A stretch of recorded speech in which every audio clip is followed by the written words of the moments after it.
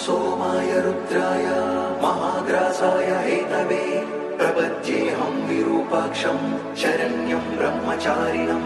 महेश्वराय नमः, वामदेवाय नमः, त्रिलोकेशाय नमः, परमेश्वराय नमः, शितिकण्ठाय नमः, विरूपाक्षाय नमः, दिगम्बराय नमः,